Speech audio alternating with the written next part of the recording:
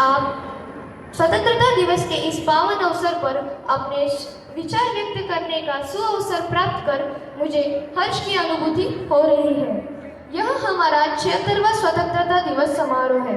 आज से ठीक 75 वर्ष पूर्व हमें आज़ादी मिली थी। हमारे आज़ादी के संघर्ष की गाथा बहुत बड़ी है, जिसका वर्णन एक दिन में नहीं हो सकता। हर भारतीय के लिए स्वतंत्रता दिवस बहुत महत्व रखता है। हमारे पूर्वजों ने आज़ादी की लड़ाई लड़ी और हमारे लिए अपनी जान न्यौछावर की। उसे ध्यान में रखते हुए हमें अपने देश को एक बेहतर देश बनाने की शपथ लेनी चाहिए। इस पावन अवसर पर एक कविता के माध्यम से हम अमर हुतात्माओं को याद करेंगे। क्या समझोगे तुम इस युग में, क्या समझोगे तुम इस युग में कि प्राण गंवाने का डर क्या था? क्या समझोगे तुम इस दौर में कि अंग्रेजों के प्रताड़न का स्तर क्या था?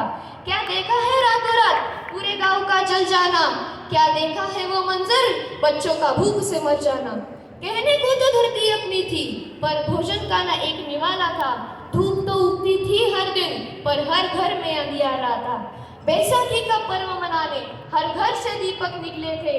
लौट न पाए अपने घर को जो देश बचाने निकले थे। जलियांवाला बाग हत्याकांड वह कहलाया, जिसमें बच्चे बूढ़े सब मर गए थे, जिसमें बच्चे बूढ़े सब मर गए थे। क्या कसूर था उन निर्दोषों का, क्या कसूर था उन निर्दोषों का कि देनी पड़ी कुर्बानी थी? क्या कसूर था उस बेबस माँ का जिससे रूठी उसकी किलकारी थी? फिर धीरे धीरे आक्रोश बढ़ा, फिर धीरे धीरे आक्रोश बढ़ा, सबके सर पर क्रोध चढ़ा। गांधी जी ने असहयोग आंदोलन चलवाया तो हमने भी चौरा चौरी कांड किया। हमें बेबस समझते थे, हमें बेबस समझते थे, इसलिए हम पर हुकूमत करते थे। पर देश पर जान कुर्बान करने से न हम भारतवासी डरते थे, न हम भारतवासी डरते थे। बहुत हुआ था तानाशाही, अब तो देश को वापस पाना था। साम दाम दंड भेद चाहे जो हथियार अपनाना था। गांधी जी ने धीरज धरा और कहा, अहिंसा को ही हथियार बनाना है। ईंट का जवाब पत्थर नहीं होता, यह सबक अंग्रेजों को सिखाना है। अहिंसा को हथियार बनाया, न गोली बंदूक चलाया, फिर भी हमने अंग्रेजों को अपने देश से खदेड़ भगाया और उस तारीख को सुनहरे अक्षरों में गढ़वाया। यही हमारा स्वतंत्रता दिवस है भाई, जो शान से 15 अगस्त कहलाया। भारत माता की, भारत माता की, भारत माता की।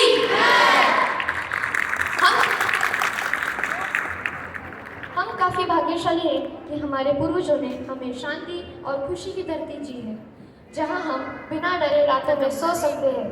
हमारा देश तेजी से तकनीकी, खेल, शिक्षा, वित्त इत्यादि क्षेत्रों में विकास कर रहा है, जो कि बिना आज़ादी के संभव नहीं था। भाषण को विराम देते हुए यह कहना चाहूँगा कि खुशनसीब है वे लोग जो वतन के काम आते हैं, खुशनसीब है वे लोग जो वतन के काम आते हैं। वतन पर मरकर भी ये लोग अमर हो जाते हैं। सलाम करते हैं हम ऐसे वतन पर मिटने वालों को, उनकी वजह से हम चैन की सांस ले पाते हैं, उनकी वजह से हम चैन की सांस ले पाते हैं।